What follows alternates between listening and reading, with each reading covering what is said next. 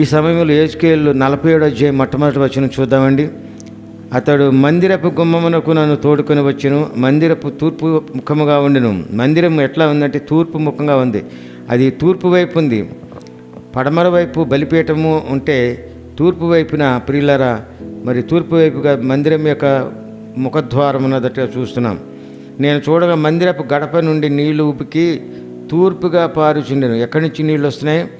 మందిరం యొక్క గడప కింద, మందిరపు గడప కింద. గడప అంటే మరి యొక్క ఏదైతే మరి ఫ్రేమ్ ఉంటుందో, తలుపు ఫ్రేమ్, డోర్ యొక్క ఫ్రేమ్ ఏది ఉంటుందో దాని గడప కింద భాగం నుంచి నీళ్లు ఉబుకుతున్నాయట. ఆ నీళ్లు ఉబుకి ఎక్కడ పారుతున్నాయంట? తూర్పు దిక్కుగా వెళుతున్నాయి. తూర్పు దిక్కుగా వెళ్ళి ఏం చేస్తున్నాయంట? ఆ నీళ్లు బలిపీఠమునకు దక్షిణముగా మందిరపు కుడి ప్రక్కను కింద నుండి పారుచుండు. కుడి పక్కను మందిరపు దక్షిణంగా, దక్షిణ వైపు నుంచి అంటే బలిపీఠం కుడివైపున మరి చూసినట్లయితే కుడివైపును దక్షిణంగా కూడా అది వెళుతున్నట్టుగా మనం చూస్తున్నాం. హల్లెలూయా. రెండవ చూద్దాం.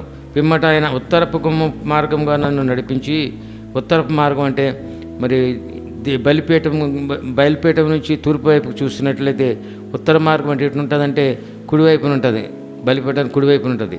ఈ ఉత్తర మార్గమున గుమ్మం ఉత్తరం అంటే ఈ సైడ్ గుమ్మం, ఉత్తర మార్గం అంటే ఈ రైట్ సైడ్లో ఉన్నటువంటి గుమ్మం ఉంది. ఇక్కడ ఇటువైపు కూడా దక్షిణ ఉత్తర దక్షిణాలకు గుమ్మాలు ఉన్నాయి. ఆ గుమ్మంలోంచి నన్ను నడిపించి చుట్టూ తిప్పి తూర్పుకు పోవు దారిని బయట గుమ్మమునకు తోడుకుని అలా తీసుకుని వచ్చి బయటకు వెళ్ళి అలా తీసుకుని ఆ ఎక్కడైతే నీరు పారుతూ ఉందో తూర్పు భాగంలో ఉన్నటువంటి ప్రధాన ద్వారం తీసుకొచ్చి ఆ గుమ్మాన్ దగ్గర తీసుకొచ్చారంట. తీసుకొచ్చినప్పుడు ప్రియులరా తోడుకొని వచ్చి నేను చూడగా అచ్చటి గుమ్మ కుడి ప్రక్కన నీళ్లు ఉబికి పారుచుండు.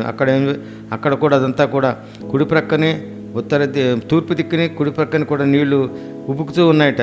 నీళ్లు ప్రియమైన దేవుని బిడ్డలారా, 3వ వచనం చూద్దాం. ఆ మనుష్యుడు కొలనూలు చేత పట్టుకుని, కొలనూలు అంటే కొలిచేటువంటి టేప్ తీసుకుని తూర్పు మార్గమున బయలు వెళ్ళి 1000 మూరలు కొలిచి ఆ నీళ్ళ గుండా నన్ను నడిపించుండగా 1000 మూరలు తూర్పు గుండా వెళ్ళి 1000 మూరలు నడిపించాడు ముందుకి.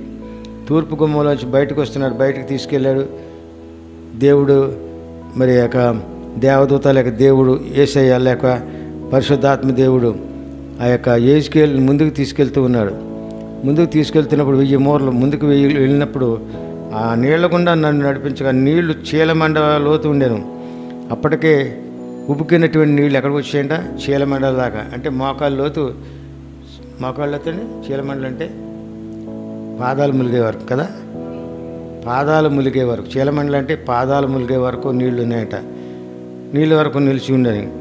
4వ వచనం. ఆయన మరి 1000 మూరలు కొలిచి మరొక 1000 మూరలు కలిసి నన్ను నీళ్ళ గుండా నన్ను నడిపించగా నీళ్లు మోకాల్లో తిండి. అలా వెళ్తూ ఉండే కొలిది నీళ్ళు ఇంకా పెరిగిపోతున్నాయి. చీలమండల వరకు అంటే పాదాల వరకు ఉన్నటువంటి నీళ్లు ఇప్పుడు మోకాళ్ళలోకి వచ్చేసింది. ఆయన 1000 మూరలు కొలిచి నీళ్ళ గుండా నన్ను నడిపించగా నీళ్లు మొలలోకి వచ్చేసిందంట. మళ్ళీ ఇంకా 1000 మూరలు వెళ్తుండగా మొలలోకి వచ్చిందంట. ప్రియమైన దేవుని బిడ్డలారా, అయితే 5వ వచనం. ఆయన ఇంకనూ 1000 మూరలు కొలువగా నీళ్ళు మిక్కిలు లోతే నేను దాటలేనంత నది కనబడిను. వీళ్ళేనంత ఎదవలసినటువంటి నీరు కలదు. ఆయన ఇంకా పీకల దాకా వచ్చేసింది.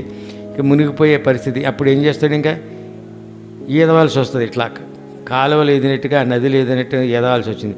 అంత లోతుకుండా వెళ్ళిపోతాడు. 1000 మూరలు అంచెలంచెలుగా లోతు పెరిగిపోతూ ఉందంటే నీళ్ళు ఇలా పైకి వస్తూ ఉన్నాయని అర్థం. ప్రియమైన దేని బిడ్డలారా, అప్పుడు 6వ వచనం. అప్పుడే నాతో ఇట్లా నరపుతుడా నువ్వు చూసితివి కదా అని చెప్పి నన్ను మరలా నది ఇద్దరికి తోడుకొచ్చి మళ్ళీ తీసుకొచ్చేసాడు. మళ్ళీ ఆ నదిలాగా అయిపోయింది. నది అయిపోయింది. దేవాలయానికి ముందు భాగం అంతా కూడా నదిలాగా ప్రవహిస్తుంది. మళ్ళీ ముందుకు తీసుకొచ్చాను. నేను తిరిగి రాగా నదీ తీరమైన ఇరుపక్కల చెట్లు అక్కడ ఏం కనపడుతున్నాయంటే దేవాలయం ముందు భాగంలో నది కనపడుతుంది. ఆ నది దగ్గర నుంచి అవతల వైపు వరకు మళ్ళీ యువతలు తీసుకురాగా ఆ నదీ తీరమైన ఇరుపక్కల కూడా చెట్లు విస్తారంగా ఉన్నాయట. అప్పుడు ఆయన నాతో ఇట్లను నీళ్లు ఉబికి తూర్పుగానున్న ప్రదేశముకు పారి అరబాలోని దిగి సముద్రంలో పడును. అప్పుడు సముద్రపు నీళ్లు మంచినీళ్ళగును. హల్లెలూయా. ఇక్కడ తూర్పు నిన్నటువంటి ప్రదేశానికి పారి అరబాలోంచి, ఇక్కడ ఇశ్రాయేల్ దేశానికి తూర్పు భాగంలో అరబ్ దేశాలు ఉన్నాయి. గల్ఫ్ కంట్రీస్ అన్నీ కూడా ఇశ్రాయేల్కి తూర్పు భాగంలో ఉన్నాయి. అది అరేబియా సముద్రం ఉంది. హల్లెలూయా. ఈ అరేబియా సముద్రం మన దేశానికి పశ్చిమాన పడమర వైపున ఉంది, వెస్ట్ సైడ్ ఉంది. వాళ్ళకి తూర్పు వైపు ఉంది. ఇస్రాయేల్ తూర్పు వైపు భాగంలో అరేబియా దేశాలు ఉన్నాయి.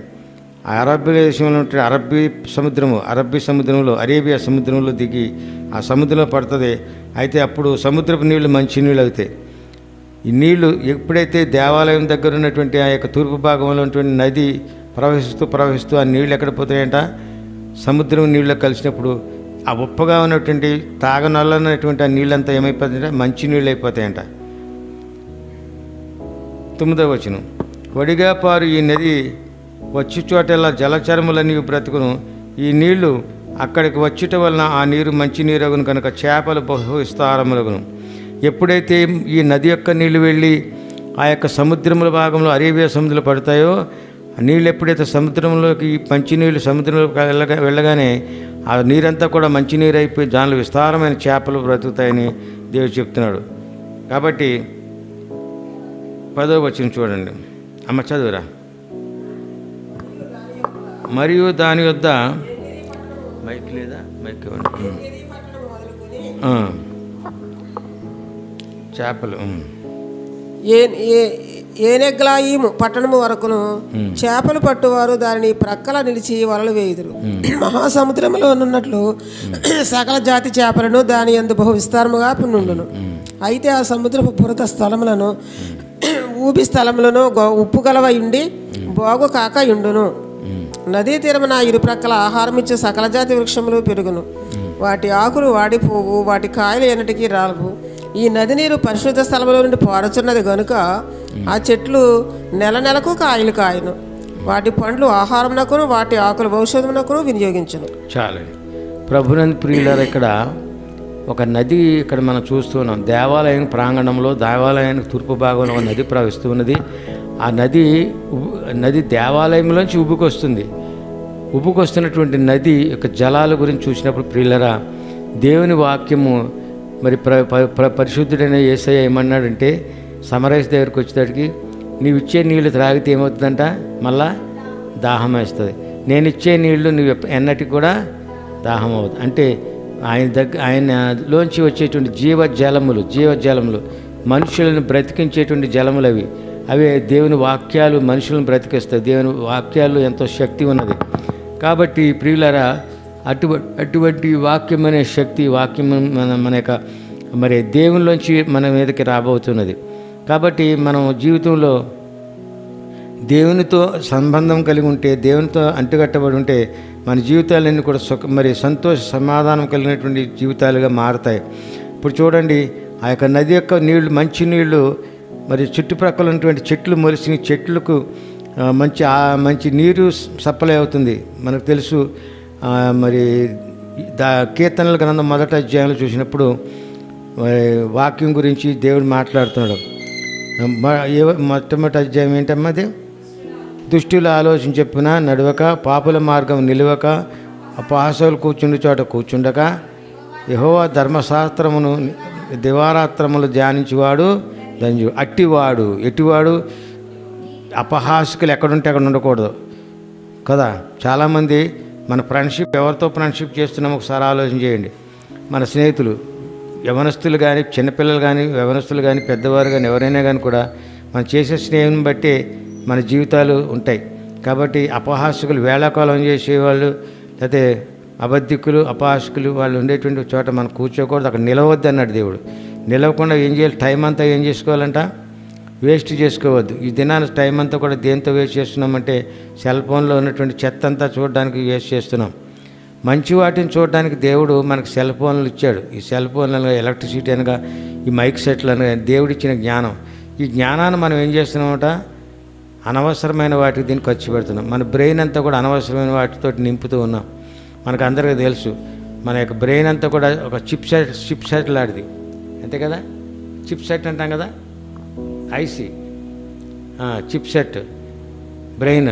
ఈ బ్రెయిన్లో ఇష్టం వచ్చినట్టుగా అందులో నింపుకుంటే అది ఖాళీ లేకుండా అంతా అయిపోయి ఏమైపోద్ది?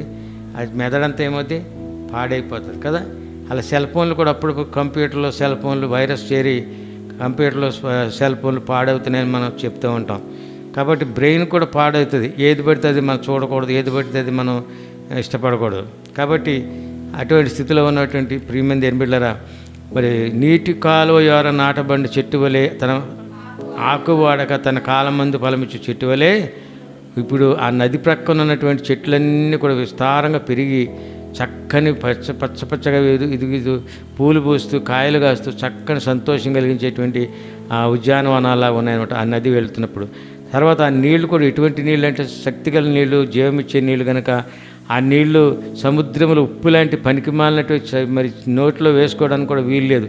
అటువంటి ఉప్పు కలిగినటువంటి సముద్రపు నీళ్లు, ఆ నీళ్లను అసహ్యమైనటువంటి నీళ్ళు, తాగనోళ్ళన్నటువంటి నీళ్ళను ఈ నీరెళ్ళి ఏం చేస్తుందంటే ఆ నీటిని బాగు చేస్తుంది, శుద్ధి చేసి శుభ్రం చేసి తాగడానికి పనికొచ్చేలా చేస్తాయంట. అంత మాత్రమే కాదు, అందులో మంచి నీటి చేపలు, మనకందరికీ తెలుసు చేపలు 2 రకాలు ఉంటాయి. సముద్రపు చేపలు, మంచినీటి చేపలు. మంచినీటి చేపలు చాలా రుచిగా ఉంటాయి కదా సముద్రపు చేపల కంటే. కాబట్టి సముద్రంలో ఉన్నటువంటి ఈ మంచినీరు వెళ్ళి సముద్రంలో చక్కని మంచి చేపలు బ్రతుకుతాయని దేవుడు చెప్తున్నాడు. హల్లెలూయా. అలాగే మనలోంచి కూడా దేవుడు మనలో ఉంటే మనలోంచి ఏం వస్తాయి? మంచి చేపలు, మంచి నీరు ఉపయోగిస్తుంది. మంచి నీరు అంటే దేవుని వాక్యాలు మన నోటంటే వస్తాయి, మన దేవుని మాటలే వస్తాయి మన హృదయంలోంచి. కాబట్టి ప్రియమైన దేవుని బిడ్డలారా, దేవుడు మనల్ని మన హృదయాల్లోంచి మంచి నీరు ఉబ్బిగేటట్టుగా చేస్తాడంట. మరి అంత మాత్రమే కాదు, ప్రార్థనా జీవితం కూడా ఇక్కడ చెప్తున్నాడు. ప్రార్థనా జీవితం చాలామంది ప్రార్థనా జీవితంలో ఒక్కోసారి ఎప్పుడన్నా గుర్తొస్తే ప్రార్థన చేసుకునే వాళ్ళు ఉన్నారు, లేకపోతే డైలీ ప్రార్థన చేసుకుని రోజుకొకసారి ప్రార్థన చేసుకునే వాళ్ళు ఉన్నారు. అలాగే కొంతమంది డైలీ పొద్దుట సాయంత్రం మధ్యాహ్నం కూడా ప్రార్థన చేసుకునే వాళ్ళు ఉన్నారు. ఈ రీతిగా ప్రార్థనా జీవితం దేవునితో సహవాసం చేసేటువంటి రీతుల్లో ఉంటా ఉన్నారు చాలామంది. అయితే వీళ్ళందరూ కూడా దాని యొక్క అంతస్తుల్లో భేదాలు ఉన్నాయి.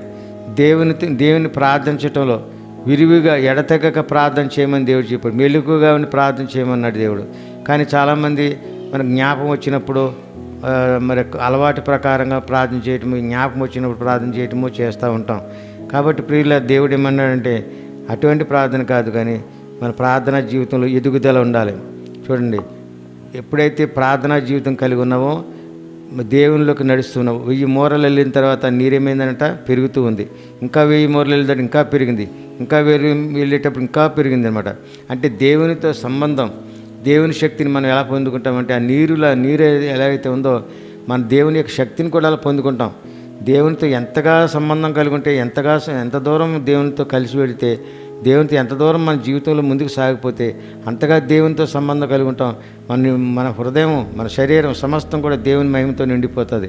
అప్పుడు సంపూర్ణమైనటువంటి దేవునిలోకి వచ్చేసినట్టు లెక్క. కాబట్టి దేవునిలో సంపూర్ణంగా ఉండాలంటే దేవునితో సహవాసం చేయాలి. దేవుని యొక్క శక్తిని మనం కనుగొంటాం.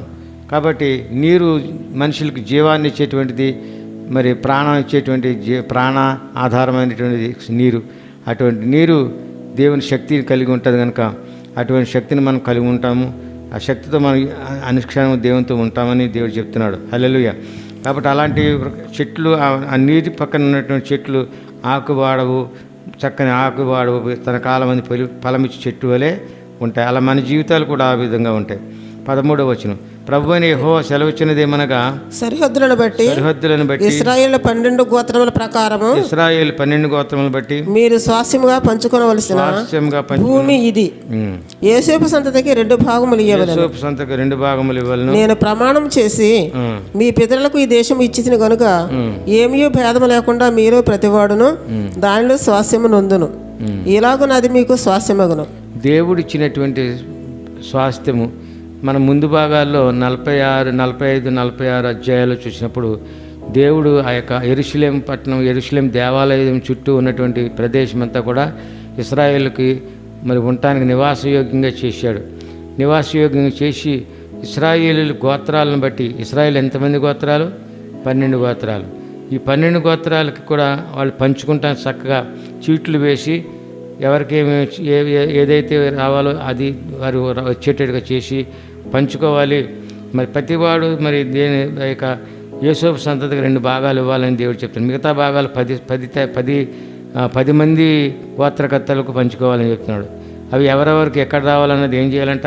చీట్లు వేసి పంచుకోవాలంట. చీట్లు వేసి పంచుకోవడం అనే విధానం మరి ఎవరికి ఇబ్బంది లేకుండా ఉంటుంది. సీట్లు వేయటం ద్వారా దేవుడిచ్చింది, దేవుని ఏర్పాటని మనం గమనిస్తాం. కాబట్టి ప్రతి వానికి కూడా ఆ 12 గోత్రాల్లో ఉన్న వాళ్ళకందరూ కూడా ఎవరి భాగం వాళ్ళకి వచ్చిన తర్వాత ఆ గోత్రాల వంశం వాళ్ళందరూ కూడా ఆ స్థలాల్లో నివసిస్తారని చెప్తున్నాడు. అవి వారికి స్వాస్థ్యం అవుతుంది.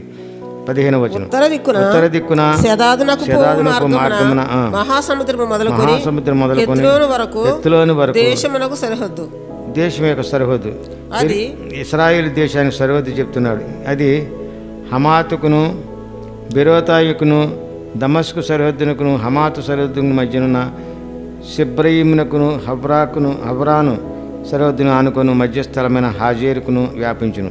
ఇదంతా ఏంటంటే ఇశ్రాయేలు యొక్క తూర్పు భాగం, పడమర భాగం, మరి దక్షిణ భాగంలో ఉన్నటువంటి ప్రాంతాలన్నీ కూడా ఇశ్రాయేలు నివాసయోగ్యమైనటువంటి ప్రాంతంగా దీన్ని సరిహద్దులు దేవుడు చెప్తున్నాడు. 17వ వచనం, పడమటి సరిహద్దును దమస్కు సరిహద్దు పట్టణం, ఉత్తర సరిహద్దు హమాతు, ఇది మీకు ఉత్తర సరిహద్దు, దక్షిణ సరిహద్దు, పడమర సరిహద్దు కూడా దేవుడు చెప్తున్నాడు. ఇంకా తూర్పు దిక్కున హబ్రాను దమస్కు గిలాదులకును ఇశ్రాయేలు దేశమునకును మధ్య యొర్దాను నది సరిహద్దుగా నుండును. సరిహద్దు మొదలుకొని తూర్పు సముద్రం వరకు దాని కొలవవలెను, దాన్ని కొలవాలి. ఇది మీకు తూర్పు సరిహద్దు, అవును. తర్వాత దక్షిణ దిక్కున తామారు మొదలు కాదేశు వద్దనున్న మెరీబా ఊటల వరకు నది మార్గమున మహాసముద్రమునకు మీకు సరిహద్దు సరిపోదు. ఇది మీకు దక్షిణపు సరిహద్దు. కాదేశు నుంచి మెరీబా ఊటల వరకు అంటే మరి యొక్క మహాసముద్రం అంటే అరేబియా సముద్రం వరకు కూడా మీ సరిహద్దు ఉంటుంది. ఆ యొక్క తూర్పు భాగం అంటున్నాడు. దక్షిణ భాగంలో ఉన్నటువంటి సరిహద్దు, దక్షిణ భాగంలో ఉన్న సరిహద్దు కూడా చెప్తున్నాడు. ఇది మీకు దక్షిణ సరిహద్దు. పశ్చిమ దిక్కున సరిహద్దు మొదలుకొని హమాతునకు పోవు మార్గం వరకు మహాసముద్రము సరిహద్దుగా ఉంటుంది.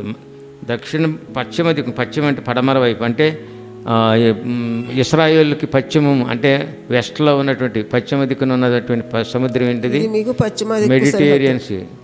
మెడిటేరియనా మధ్యధరా సముద్రం, మెడిటేరియన్ సీ అద్దుగా ఉందంట. ఎక్కడి నుంచి హమాత్ వరకు, హమాతునకు మార్గంలో ఈ యొక్క పశ్చిమ అంటే వెస్ట్ సైడ్ అంతా కూడా లైన్ అంతా కూడా అదంతా కోస్తా తీరం అనమాట. కోస్టల్ మరి ఆ యొక్క ఏ సముద్రం అది? ఏ సముద్రం ఇప్పుడు చెప్పాను కదా, మధ్యధరా సముద్రం, మెడిటేరియన్ సీ ఇశ్రాయేల్కి ఏ వైపు ఉంది? పడమర వైపు ఉంది, వెస్ట్ సైడ్ ఉంది. కాబట్టి అదంతా కోస్టల్ ఏరియా అనమాట. ఇశ్రాయేల్కి అందరికీ కోస్టల్ ఏరియా. తర్వాత ఇశ్రాయేలు గోత్రముల ప్రకారం, ఇశ్రాయేల్ గోత్రములు 12 గోత్రముల ప్రకారం దేశంను మీరు పంచుకోవాలి. దేశాన్ని ఏం చేయాలి? మీరు ఇశ్రాయేల్ దేశం, దేవుడు ఇచ్చినటువంటి దేశాన్ని పంచుకోవాలి. మీరు చీట్లు వేసి మీకును మీలో నివసించి పిల్లలు కనిన పరదేశులకును స్వాస్థ్యములను విభజించినప్పుడు ఇశ్రాయేలులో దేశమందు పుట్టిన వారినిగా ఆ పరదేశులను మీరు ఎంచవలెను. ఇశ్రాయేలు గోత్రికులతో పాటు తామును స్వాస్థ్యమును పొందినట్లు మీ వలె వారును చీట్లు వేయవలెను. ఏ గోత్రంలో పరదేశులు కాపురం ఉందరో. ఒక్క నిమిషం, 22వ వచనం చాలా గంభీరమైన వచనం ఇది. ఈ దినాల్లో ఏ దేశం వాళ్ళు ఒప్పుకుంటారు? ఏ ప్రాంతం వాళ్ళు ఒప్పుకుంటున్నారండి? ఇతర దేశస్తులు, పరాయి ప్రాంతం వాళ్ళు వచ్చి ఒక దేశంలో ఉంటే ఏం చెప్పాడు దేవుడు? మీకు ఎలా అయితే ఇళ్ల స్థలాలు ఉన్నాయో, మీకు ఎలా అయితే పొలాలు ఉన్నాయో, ఇళ్ల స్థలాలు ఉన్నాయో, ఇతర దేశాల నుంచి వచ్చి పరదేశీయులు వచ్చిన వాళ్ళకు కూడా మీరు మీతో పాటు సమానంగా పంచాలి, భాగాలు ఇవ్వాలని చెప్తున్నారు. ఈ దినాలు ఎక్కడ ఒప్పుకుంటున్నారండి? ఎక్కడ ఒప్పుకోరు. ఈ దినాన ఒక ప్రాంతం వాళ్ళు ఇంకో ప్రాంతంలో నివాసం ఉంటే ఎవరు కూడా ఒప్పుకోరు. కానీ దేవుడు చెప్తున్నాడు, మీతో పాటు ఇశ్రాయేలీలతో కలిసి ఇతర దేశాల నుంచి వచ్చి మీ దేశంలో పుట్టినట్లయితే పుట్టిన వాళ్ళందరూ కూడా ఆ దేశస్తులుగానే భావించి వాళ్ళకి ఏం చేయాలి? మీతో పాటు సమానంగా పంచాలి అని చెప్తున్నాడు. విభజించినప్పుడు ఇశ్రాయేలు దేశంలో పుట్టిన వానిగా ఆ పరదేశంలో మీరు ఎంచాలి. ఇశ్రాయేలు గోత్రీయులతో పాటు తామును స్వాస్థ్యం పొందినట్లు మీ వలె వారును చీట్లు వేయాలి. మీతో పాటు వాళ్ళు కూడా చీట్లు వేసి ఇతర ప్రాంతాల నుంచి, ఇతర దేశం నుంచి, ఇతర ప్రాంతాల వచ్చిన వాళ్ళకి కూడా సమానంగా మీతో పాటు పంచాలి. ఎంత చక్కటి విధానం అండి! దేవుడు ఇశ్రాయేలునే కాదు అన్ని దేశాల వాళ్ళని కూడా సమానంగా చూస్తున్నాడు దేవుడు. ఆయన సమానత్వం కోరేటువంటి దేవుడు. హల్లెలూయా. అందుకే ఆయన ఏదో ఒక దేశానికి దేవుడు కాదు, ఒక ప్రాంతానికి దేవుడు కాదు. ఆయన 23వ వచనం, ఏ గోత్రములో పరదేశులు కాపురం ఏ గోత్రంలో పరదేశులు కాపురముందురు ఆ గోత్ర భాగములో మీరు వారికి స్వాస్థ్యం ఇవ్వవలెను. వారికి స్వాస్థ్యం ఇదే ప్రభు అయిన యెహోవా. ఇదే ప్రభు. 12 గోత్రాలు ఉన్నాయి. 12 గోత్రాలు అంటే యాకోబు సంతానం 12. యాకోబు సంతానం 12 మంది గోత్రకర్తలు, 12 మంది వంశావళులు ఉన్నాయి.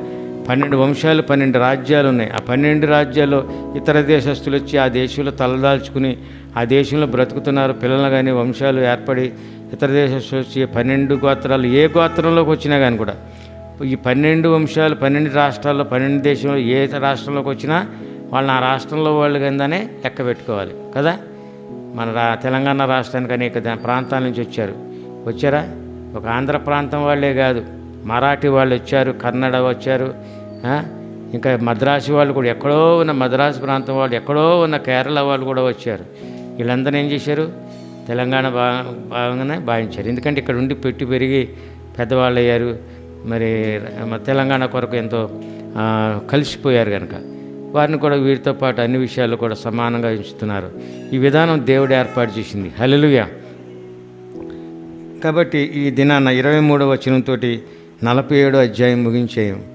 ఇందులో ఉన్నటువంటి అంశాలు ఒకసారి చూసినట్లయితే మొదటి వచనం నుంచి కూడా చూసినట్లయితే ఒక ప్రవాహం వలె నది ఉబికి పొంగుతున్నట్టుగా చూస్తున్నాం. ఈ ప్రవాహము దేవుని యొక్క వాక్యం పరిశుద్ధాత్మైన నీటిని పరిశుద్ధాత్మగా భావించవచ్చు. నూనె, నీరు, వీటిని జలాలు దేవుని వాక్యంగా చెప్పవచ్చును. అలాగే జలాలని పరిశుద్ధాత్మగా కూడా చెప్పవచ్చును. కాబట్టి ప్రియులరా, దేవునితో సహవాసం చేసేవారు ఎంతగా దేవునితో ప్రార్థన ఎక్కువగా చేసుకుంటే అంతగా మనం దేవునిలో కంప్లీట్గా దేవునిలో ఉండిపోతాం. చాలామంది నామకా వాస్తే ఉన్నటువంటి వాళ్ళు ఎటువంటి వాళ్ళు అనమాట, వాళ్ళ యొక్క జలాలు ఎంతవరకు వచ్చినాయి అనమాట, అరికాలు అంటుకునే వరకునే ఉన్నాయి. అప్పుడప్పుడు ప్రార్థన చేసేవాళ్ళు, టైం వచ్చినప్పుడు ప్రార్థన చేసేవాళ్ళు. ఇంకా కొంచెం బాగా దేవునిలో ఉండి కొంచెం కనీసం ఏదైనా ఉదయకాలం పొద్దుట లేచిన వెంటనే ప్రార్థన చేసేవాళ్ళు ఇక కొంచెం మోకాళ్ళ వరకు నిండినటువంటి పరిశుద్ధాత్మ నిండి కలిగినటువంటి వారుగా ఉంటున్నారు. అలా ఇంకా ఉదయకాలం సాయంత్రం చేసేవాళ్ళు అటువంటి వారు మలలోటు వరకు నీళ్ళు ఉండేటువంటి, అంటే మలలోటు అంటే అంతవరకు పరిశుద్ధాత్మ వచ్చినట్టు లెక్క. ఇంకా కంప్లీట్గా దేవుడు ఎప్పుడు గుర్తొస్తే అప్పుడు ప్రార్థన చేసుకుంటారు. కొంతమంది ఎప్పుడు సమస్య వచ్చినా దేవుడితో సహవాసం చేస్తారు. ఎప్పుడు గుర్తొస్తే అప్పుడు ప్రార్థన చేసుకుంటారు. ఆఫీసులో కానీ, మరి డ్యూటీల్లో కానీ, లంచ్ టైంలో కానీ, భోజనం టైంలో, మరి ఏ టైంలో ఖాళీ ఉన్నప్పుడు ఇలా చిన్న ప్రార్థన చేసుకుంటారు. 1 నిమిషం ప్రార్థన చేసుకుంటే దేవుణ్ణి జ్ఞాపకం చేసుకున్నట్టు. నువ్వు ఆఫీసులో ఉన్న, మరి ఫ్యాక్టరీలో ఉన్న, ఎక్కడున్నా కానీ కూడా 1 నిమిషం దేవుని జ్ఞాపకం చేసుకుంటే దేవుడు నీతో ఉంటాడు. హల్లెలూయా. నీకు ఎలాంటి శోధన లేకుండా కాపాడుతాడని జ్ఞాపకం చేసుకోండి. అటువంటి వారు ఎప్పుడు కూడా దేవునితో సహవాసం ఉన్నప్పుడు దేవుడు ఎప్పుడు వారిని ఎన్నడూ కూడా విడివాడు, ఎడబాయాడు దేవుడు. కాబట్టి అటువంటి దేవుడు కలిగి ఉంటే మన నిండా కంప్లీట్గా దేవునిలో ఉన్నట్లు లెక్క. ఈ యొక్క అంచెలంచెలంగా ఈ నీరు ఎలాగైతే ఆ యొక్క ఏజ్ స్కేల్కి ఎలాగ నింపబడుతుందో అలాగే భక్తులుగా ఉన్నటువంటి దేవుని నమ్మిన బిడ్డలు, విశ్వాసులైన వారు ఆ విశ్వాసం అంతకంతకు ఆ విశ్వాసం పెరుగుతుంది. విశ్వాసం యొక్క పెరుగుదలని ఇక్కడ సూచిస్తున్నారు ఇక్కడ దేవుడు. హల్లెలూయా. కాబట్టి అంత మాత్రమే కాదు, అక్కడ పంచుకున్నటువంటి గోత్రాల్లో 12 గోత్రాలకు ఎలాగైతే మరి భూమిని ఎలా పంచినారో అలాగే క్రైస్తవులమైన మనం ఈ వాక్యాన్ని పాస్టర్ గారు అందరికీ పంచుతున్నారు. ఈ వాక్యాన్ని ప్రతి ఒక్కరు విన్నటువంటి వారందరూ కూడా పంచుకుంటున్నారు. ఈ వాక్యంలో పంచుకుంటున్నారు. అందరూ వింటున్నారంటే అర్థం ఏంటనమాట, ఈ వాక్యాన్ని అందరూ కూడా వింటున్నారంటే అందరూ కూడా ఈ వాక్యాన్ని పంచుకుంటున్నారని అర్థం. కాబట్టి దేవుని వాక్యాన్ని పంచుకోవడం, ఆస్తిపాస్తులు కాదు కానీ ఏం పంచుకోవాలి, దేవుని వాక్యం పంచుకోవాలి. దేవుని వాక్యం మనం వినాలి, విని అర్థం చేసుకునే ప్రయత్నం చేయాలి. ప్రియమైన దేవుని బిడ్డ, చాలామంది ఎప్పుడెప్పుడు జ్ఞాపకం వచ్చినప్పుడు ప్రార్థనకి వెళ్దాం, జ్ఞాపకం వచ్చినప్పుడే వాక్యం విందాం అనుకుంటే వాళ్ళకి ఏ వాక్యం రాదు. ఏజ్కేల్ గ్రంథం ప్రారంభం నుంచి ఇప్పటి వరకు మనం చూసినప్పుడు అనేకమైన కొత్త విషయాలు మనం చూస్తాం, కొత్త విషయాలు మనం నేర్చుకున్నాం. కాబట్టి ఏజ్కేల్ గ్రంథం కదా మనకు అర్థం కావట్లేదని చాలామంది బైబిల్ స్టడీ చేసేటువంటి వారు, పాస్టర్లు సైతము, వేదాధ్యయనం చేసేటువంటి వారు సైతం దీన్ని పక్కన పెట్టేస్తారు. ఎందుకంటే ఇదేమీ అర్థం కాదు, అపోక్రిఫ అనేటువంటి భావంతో ఇది దర్శనాల రీతిలో ఉన్నది, మర్మంతో కూడినటువంటి అంశాలని ప్రక్కన పెడతా ఉంటారు. కానీ దేవుని కృపను బట్టి ఒక గొప్ప సాహసమనే చెప్పుకోవాలి. ఏజ్కేల్ గ్రంథం ప్రారంభం నుంచి 1వ అధ్యాయం నుంచి మనం చెప్పుకోవడం గొప్ప సాహసమే. కేవలం దేవుని కృపను బట్టి మనం 47 అధ్యాయాలు ముగించుకున్నాం. మరి 48వ అధ్యాయంతో కంప్లీట్గా యెహెజ్కేలు గ్రంథం ముగింపు అవుతుంది. దేవుని చిత్తమైతే టాపికల్ మెసేజ్, ఏదో ఒక విషయం మీద ఒక సబ్జెక్ట్ మీద వాక్యం చెప్పుదాము, ఒక్కొక్క రోజున ఒక్కొక్క అంశం మీద వాక్యం చెప్పాలని ఆలోచన చేసినాను. కాబట్టి ప్రియులారా, మరి ఇంతవరకు కూడా జాగ్రత్తగా విన్నందుకు దేవుని స్తోత్రాలు. ఇప్పుడు ప్రార్థన చేసుకుని ముగించుకుందాం. ప్రార్థన అంశాలు ఏమున్నాయా అమ్మా? ప్రార్థన అంశాలు ఏమన్నా లేవు కదా?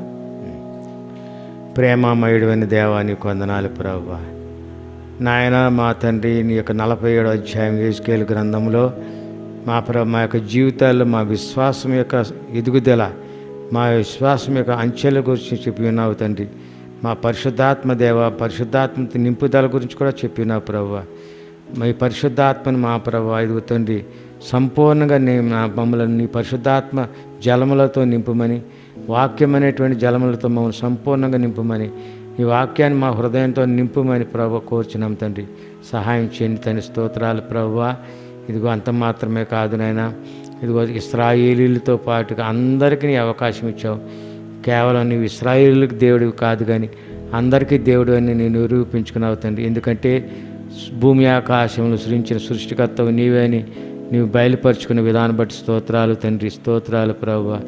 నాయన ఇదిగో తండ్రి, అందరికీ స్వాస్థ్యంగా ఉండుటకు నేను ఈ దినాన క్రైస్తవులమైన మేము నేను గతించిన దినాల్లో ఇశ్రాయేలీలు మాత్రమే ఆయన ఇదిగో తండ్రి దైవజనులు దేవుని బిడ్డలుగా దేవుని ప్రజలుగా ఉన్నట్టుగా వారు అనుకున్నారు. కానీ అసలైన మా ప్రభు ఇదిగో మీరు అన్యజనులలో నుంచి మమ్మల్ని అందరిని కూడా రక్షించి, అన్యజనుల్లో అన్య విశ్వాసాల నుంచి మమ్మల్ని రక్షించి ఏరి మా ప్రభు ఇదిగో తండ్రి మా యొక్క రక్తము ద్వారా, నీ ప్రశస్తమైన రక్తం ద్వారా మమ్మల్ని కొని మమ్మల్ని నీ బిడ్డలుగా చేసుకుని మా ప్రభు ఇశ్రాయేలీలతో సమాన వారసులుగా నీ రాజ్యానికి వారసులుగా చేసినావు. నీ వందనాలు. వారికంటే కూడా మా మమ్మలను నీ రాజ్యమునికి వారసులుగా చేసినందుకు వందనాలు. స్తోత్రాలు ప్రభువా. ఎందరైతే మా ప్రభు ఈ రాత్రికాల సమయంలో నీ సన్నిధికి వచ్చారో వచ్చిన ప్రతి బిడ్డను జ్ఞాపకం చేసుకోండి. వారి కుటుంబంలో శాంతి సమాధానము దయచేయండి. వారికి ఎల్లప్పుడూ ఎటువంటి లోటు లేకుండా సమృద్ధిని దయచేయండి. ఆహార విషయంలోను, గృహ విషయంలోను, ఆరోగ్య విషయంలో అన్ని విషయాలు కూడా సహాయం చేయండి దేవా. ఇదిగో తండ్రి భారతదేశంలో మా ప్రభువా ఇదిగో తండ్రి మంకీ పాక్స్ అనేటువంటి మా ప్రభు కొత్త అనారోగ్యం మా ప్రభు వస్తున్నదని బయలుపరుస్తున్నారు ప్రభు. దాన్ని మా ప్రభు యేసు నామములో గద్దిస్తున్నాం తండ్రి. నా నిశ్చిత్తమైతే మా ప్రభువా ఆ యొక్క మంకీ పాక్స్ అనేటువంటిది మా ప్రభువా వ్యాపించకుండా దాన్ని అరికట్టండి తండ్రి. స్తోత్రాలు ప్రభు. ఇంతకుముందే మా ప్రభు కరోనాతోటి నాయన అనేక మంది మా ప్రభు చనిపోయినారు, అనేక మంది రోగిష్ఠులు అయిపోయారు, అనేక మంది బలహీనులు అయిపోయారు ప్రభు. మళ్ళీ ఈ మంకీ పాక్స్ తోటి మా ప్రభు ఇదిగో తండ్రి నాయన మరి తట్టుకోలేరు తండ్రి. స్తోత్రాలు ప్రభు. మంకీ పాక్స్ని అరికట్టండి ప్రభు, రాకుండా కాపాడండి నాయన. మా దేశాన్ని, మా ప్రజలను, అలాగే భారతదేశాన్ని, అలాగే ప్రపంచంలో అన్ని దేశాలను, ప్రతి వరల్డ్లో ఉన్నటువంటి ప్రతి దేశమును, ప్రతి కంట్రీని మా ప్రభు, ప్రతి మనిషిని, ప్రతి వ్యక్తిని మా ప్రభు మరి కరోనా బారిన పడకుండా కాపాడి, అలాగే మా మంకీ పాక్స్ ద్వారా కూడా ఎటువంటి అనారోగ్యం రాకుండా కాపాడండి దేవ. స్తోత్రాలు ప్రభువా. ఇదిగో తండ్రి రాత్రికాల సమయంలో ఎంతమంది అయితే నీ సన్నిధికి వచ్చిన ప్రతి బిడ్డను దీవించి ఆశీర్వదించండి. వారి కుటుంబంలో ఎటువంటి అవసరతలు ఉన్నాయో మాకు తెలియదు నాయన, ఎటువంటి సమస్యలు ఉన్నాయో మాకు తెలియదు మా ప్రభు. మీకు సమస్తం ఎరిగిన దేవుడు కనుక వారికి కావాల్సిన సమస్తమును అనుగ్రహించిన ప్రభు. వారు ఏదైతే నిన్ను కోరుకుని ప్రార్థన చేస్తారో వారందరికీ సమకూర్చమని కోరుచున్నాం. అలాగే యెహెజ్కేలు గ్రంథంలో చెప్పినట్టుగా నాయన సంపూర్ణ విశ్వాసం, సంపూర్ణమైనటువంటి నాయన మా ప్రభు ఆత్మతో నింపబడుటకు ప్రతి ఒక్కరికి అటువంటి గొప్ప అవకాశం దయచేయమని నీ చిత్తమైతే మా ప్రభు ఇదిగో తండ్రి పరిశుద్ధ పునరుద్ధాన దినములు మేము అందరూ కలుసుకుని నేను మహింపరిచే భాగ్యం దయచేయమని, కూడి వచ్చిన ప్రతి బిడ్డను దీవించి ఆశీర్వదించమని ఇదిగో తండ్రి మా ప్రభు గర్భవతులైన బిడ్డల కొరకు ప్రార్థిస్తున్నాం. వారికి నాయన వారి చక్కని రీతిలో వారు మా ప్రభు సరైన సమయంలో వారు ప్రసవించి మా సుఖమైన ప్రసవాలు వారికి దయచేయండి. అలాగే మా ప్రయాణాల్లో ఉన్న వారి కొరకు ప్రార్థిస్తున్నాం తండ్రి నాయన. ఇదిగో తండ్రి సమయంలో మా ప్రభు మరి నాయన శారాబాయి సహోదరి వారి యొక్క అల్లుడి గారిని బట్టి మీకు వందనాలు. గతించిన దినాల్లో నాయన బిడ్డ మా ప్రభు ఇదిగో తండ్రి కృతజ్ఞత కూడికి తీసుకుని వచ్చినారు. అమెరికా ప్రయాణంలో ఉన్నారు ప్రభా. మరి చేరి ఉంటాడేమో మేము అనుకుంటున్నాం. అమెరికా వెళ్ళి చేరి ఉంటాడేమో అనుకుంటున్నాం తండ్రి. ఆ బిడ్డ మా ప్రభు జ్ఞాపకం చేసుకోండి. ఆవిడ కొత్త నూతనమైన ఉద్యోగంలో విదేశంలో చేస్తున్నప్పుడు మీరు తోడుగా ఉండండి. వారి కుటుంబాన్ని ఆదరించండి. స్తోత్రాలు ప్రభువా. అలాగనే మా ప్రభు ఎవరైతే నా ఉద్యోగ నిమిత్తాలు ఆయా ప్రదేశాలకు ఆయా ప్రాంతాలకు వెళ్తున్నారు ప్రతి ఒక్కరిని దీవించి ఆశ్రయించి వారిని అభివృద్ధి పరచని స్తోత్రాలు. అలాగని మా ప్రభా ఈ రాత్రికాల సమయంలో మా ప్రభా కూడి వచ్చిన ప్రతి బిడ్డను చిన్న బిడ్డ మొదలుకొని పెద్దవారి వరకు అందరిని కూడా దీవించి ఆశ్రయించుని మరొకసారి మనవి చేయొచ్చు. యేసు నామములో అడిగి వేడుకొని ప్రార్థిస్తున్నాము తండ్రి, ఆమేన్. పరలోకమందున్న మా తండ్రి, నీ నామం పరిశుద్ధపరచబడుగాక, నీ రాజ్యం వచ్చుగాక, నీ చిత్తం పరలోకమందు నెరవేరినట్లు భూమి మీద నెరవేరుగాక. మా అనుదినాహారం నేడు మాకు దయచేయం. మళ్ళీ అపరాధం చేసిన వారిని మేము క్షమించినట్లు మా అపరాధం క్షమించు. శోధలోనికి తేగ దృష్టిని తప్పించు. రాజ్యము శక్తియు మహిమయు నిరంతరము నీవైనవి. ఆమేన్. మన ప్రభువును రక్షకుడైన యేసుక్రీస్తు వారి కృప, తండ్రి అయిన దేవుని సమాధానము, పరిశుద్ధాత్మక అన్యోన్య సహవాసము ఇప్పుడు ఎల్లప్పుడూ సదాకాలం కూడి ఉన్న మనకందరికను, అలాగే ఆన్లైన్లో చూస్తున్న బిడ్డలందరికను సదాకాలం దేవుడు దీవించి ఆశీర్వదించి కాచి కాపాడును గాక. ఆమేన్. అందరికీ వందనాలు. దేవుని